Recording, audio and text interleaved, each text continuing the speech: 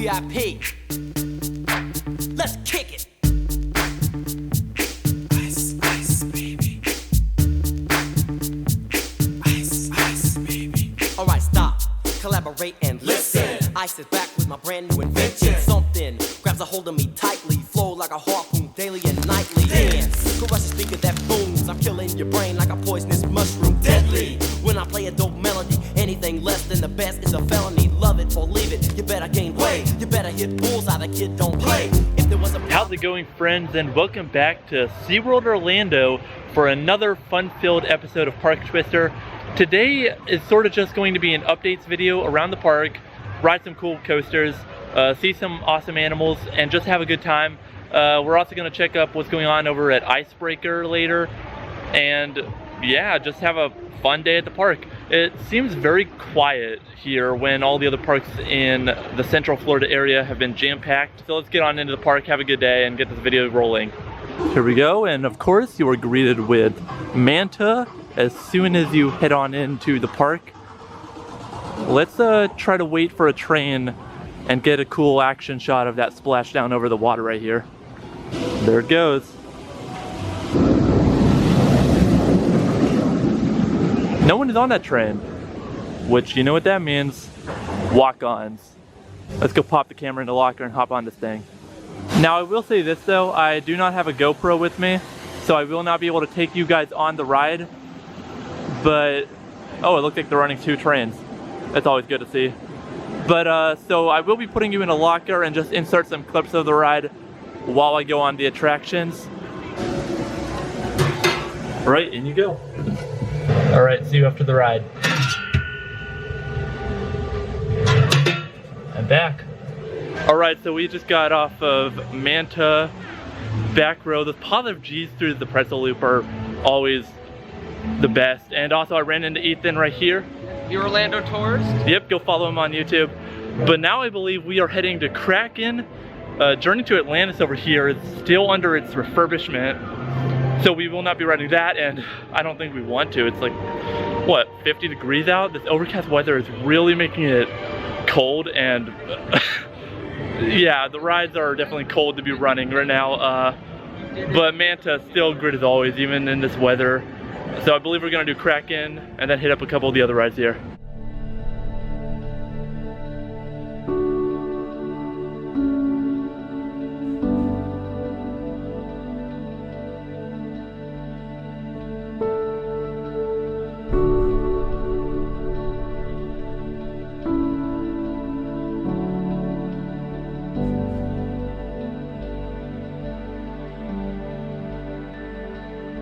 Well, I just did Kraken. It just got repainted to this nice teal green color. Say what you want about the repaint, but I think it looks kind of fresh. The ride is a little rough. Well, we sat in the front row, so it wasn't too bad where we sat. But I mean, the rain and the cold combined just made it very intolerable to do a re-ride. Here it comes.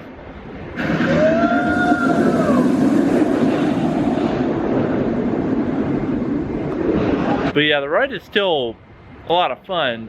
It's just compared to some of the other attractions here like Mako and Manta, and I guess now Icebreaker officially opening up in a couple weeks. Kraken is not really up there with the best rides in the park. It's just really old compared to the rest. But I believe we're now gonna head on towards like the Mako and Icebreaker side of the park. I don't have a pass, Ethan does, so unfortunately I will not be able to personally ride Icebreaker, but we're still going to go over there and capture some nice off-ride footage of the coaster. So let's go do that now. And in this cave right here at the entrance to Kraken, take a look at the tentacle. Remember when there used to be a giant like sea monster face right about here on the end of the tunnel, which was part of the Kraken? It used to be this like massive head that would come out right here that you would walk under as you enter the ride. Hey, the cold weather definitely adds to the theming of Antarctica right here. It's pretty breezy out today. And I mean, if you want to get even colder than it already is, only 5 minutes for Empire of the Penguin. Alright, we made it to Mako. Saw some empty trains when I was over at Kraken. So let's hop on this bad boy real quick and I'll pick up right after.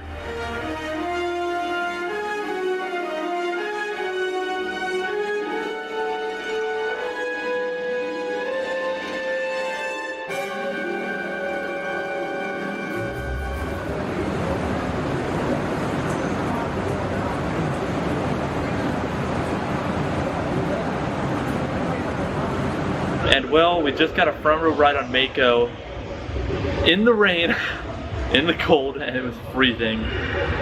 Oh, that was probably the most painful coaster experience. I kept having to hold my hand over my face in fear of just being pelted with like little sharp needles that were the rain. It was torture. Okay, so we just came inside to the restaurant back here, sort of behind Infinity Falls, just to get out of the rain for a little bit. And my hands are like numb from riding in the rain. Huge mistake on my end coming in. Short sleeves and shorts. So this is the live weather as we speak. You can see we are at about 75%, 80%, 70%, 60% of rain all through the night. Alright, back outside to brave the cold. And yeah, I know that all you northerners are probably laughing your butt off right now at a Floridian complaining about the cold here, but it's cold here for typical Florida weather. And how in the heck is Infinity Falls open right now? I don't see anyone going on it, but I mean, normally what would have the longest line in the summer is a complete walk-on right now. I mean, you can see they're just running the ride. I mean, crazy. And I swear I'm the only one here not wearing a poncho or a jacket to keep me warm. I'm literally like shaking right now. It's so cold with the rain. I mean, without the rain it's not too bad, but because I'm soaking wet from it, it's making it so hard to deal with. So I apologize if the camera is very shaky today. It's just the rain is and the cold is making it hard to hold the camera steady. Just to get out of the cold for a little bit, we decided to come in Wild Arctic just to look at some animals while we wait for Icebreaker to maybe open later. Kind of ironic that we're coming in to Wild Arctic, but I mean, here's the entrance. Because the ride has not opened up basically in a few years, they kind of just direct you through the exit, which is kind of weird. You go through the gift shop to enter it, but these doors, which look like locker doors, are what basically would be the exit of where you would come out of the ride and then enter this way to see the animals. Kind of weird, they have the rest closed off, but I mean, it was basically like a rundown version of Star Tours. That is about the best way I could explain how the ride was. And here are some of the main attractions. Beluga whales. Now here's some of my favorites. The walruses. And now over here, these are what we saw from upstairs, the belugas. I'll wait until they come around, do a little circle, but there's one. I don't know how well you can see that. That's a cool shot right there. Here he comes. Ride for the camera.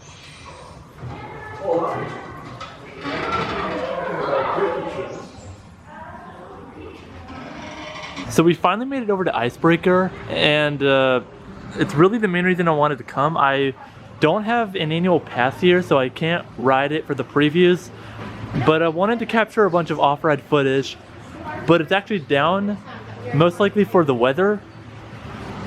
So, I mean, you can just see right over there, the trains that are parked in the station and on the brake run. One of the main reasons I wanted to come, just to capture a bunch of off-ride footage.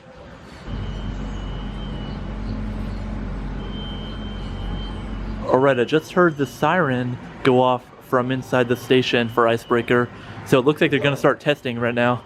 So we actually just came back here now behind Altitude Burgers. You can see the coaster icebreaker behind me. They're still not running it. They said that the park is actually going to be closing at 5 due to inclement weather. It was originally going to close at 6, I believe.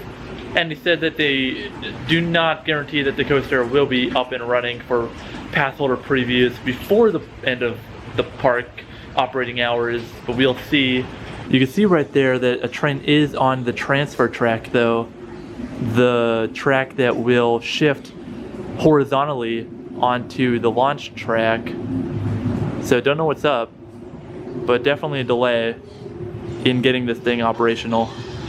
But looking over here, you could actually see some of the theming inside the queue. Some crates, some Arctic theming.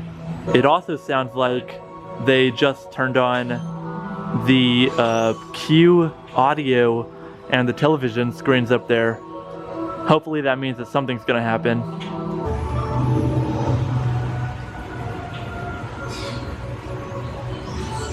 So it's not so much the weather that's keeping Icebreaker from opening today, it is that boom crane right there. They're working on the spike.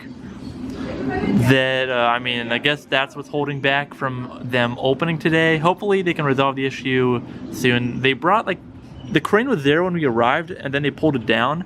And then I guess when they tried to test it, they just put back up the crane. So I don't know what the issue is, but hopefully they can resolve it soon. They still have the train over there on the switch track and then the one in the station. Nothing has moved yet. Oh, there it goes. Now it's gonna rush back here.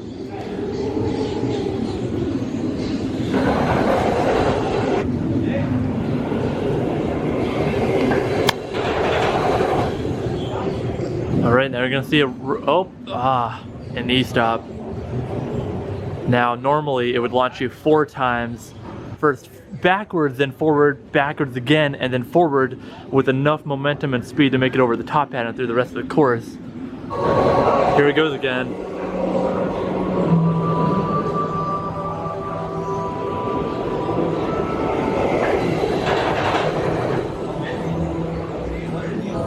And it doesn't E-stop on the launch track. So it is about 3:30 right now, and they've still not opened it. They stopped the ride again on the launch track. It completed the circuit, but they have not moved the transfer track over to pick up a new train to send that one. They confirmed that the spike, whatever the issue was, they fixed. So I don't know what the holdup is. So they just shifted over the transfer track, but the train is still sitting there. Oh, here it comes.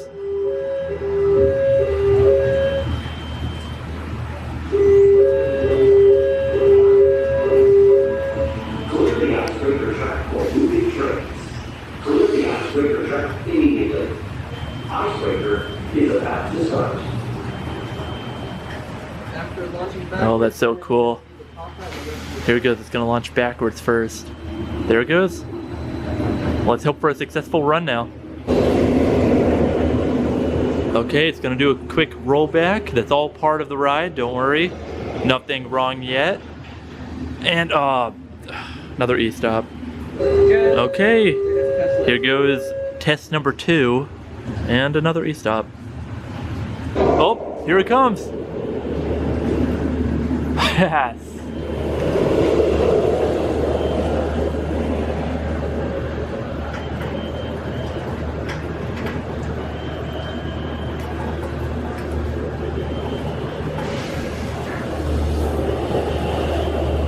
And just like that, with no delay, they have already moved the next train onto the transfer track. You can see it shifting over onto the launch section. So hopefully this means that there aren't any more delays and we can proceed with opening for the pass holder previews.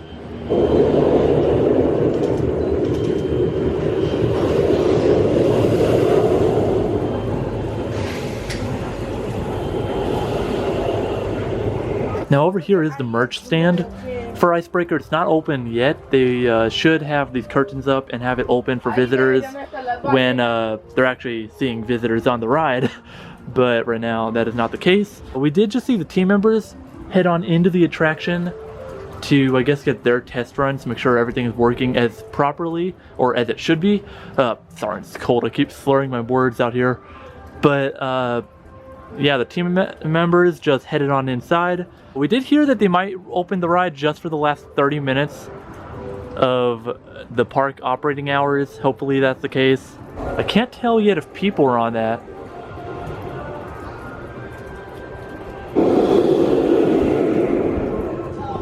Oh, no people.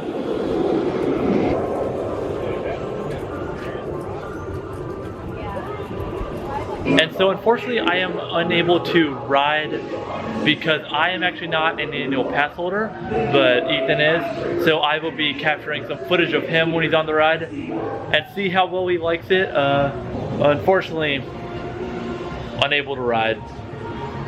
Extreme, I rock a mic like a vandal. Light up a stage and watch the jump like a candle. Dance, crush the speaker that booms. I'm killing your brain like a poisonous mushroom. Deadly, when I play a dope melody. Anything less than the best is a felony. Love it or leave it, you better can't wait. You better hit bullseye, the kid don't play. If there was a problem, yo, I'll solve it. Check out the hook while my DJ falls in.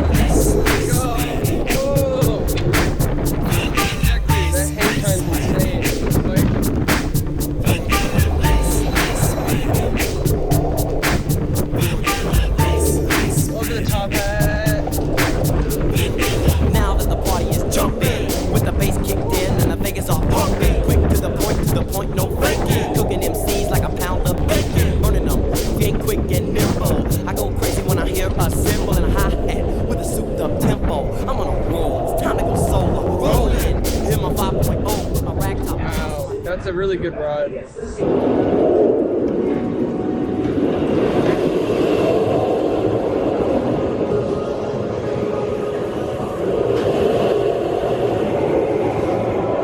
Alright, Ethan, you just got off Icebreaker now. I was not able to ride, but what did you think? So I got to ride it 3 times. I got 1 in the front, 2 in the back, and they did close it at like 4 because pass holder previews are from 12 to 4, even though it's been closed for like the other earlier 3 hours. But we got to ride it. Really smooth ride. It's a bit intense. I wouldn't say it's really for kids, even though it's marketed as a family-friendly attraction. A lot of great ejector pops. Even through like the second half of the ride, I wasn't expecting as many ejector moments, but it's everywhere.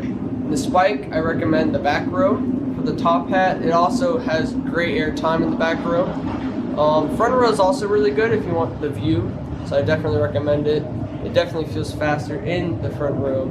And I'm just looking at the course right now and all the elements, and it really flies through that course. And I highly recommend it. It's pretty intense. It's good though. And I mean, Ethan was lucky to get on the ride, but they already cut off the line for previews only like 10 or 15 minutes later. I hopped on over to the shark encounters at the end of the video as the park is basically closing and no one's here. But a great day at SeaWorld altogether. Unfortunately, the rain really put a damper on things. I only got 1 ride on Mako, Manta, and Kraken, I believe, are the 3 things that we rode today. I would have liked to ride them more, but unfortunately the rain just made it very intolerable. And of course we were unable to ride Icebreaker during these previews, which is unfortunate. I guess more the reason to come back when it officially opens in like 2 weeks or so. But that's where I'm going to leave you guys. I mean, thanks for joining me at SeaWorld in this very kind of unconventional vlog, because I don't come to the park nearly enough. It's not really on my radar. I normally just spend too much time going to Disney and Universal. But I mean, the park's great. I have never had a bad experience here. But of course, if you're new around, be sure to subscribe down below.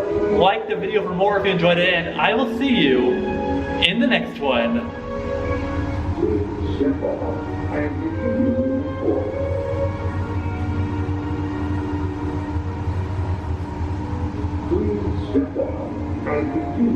forward.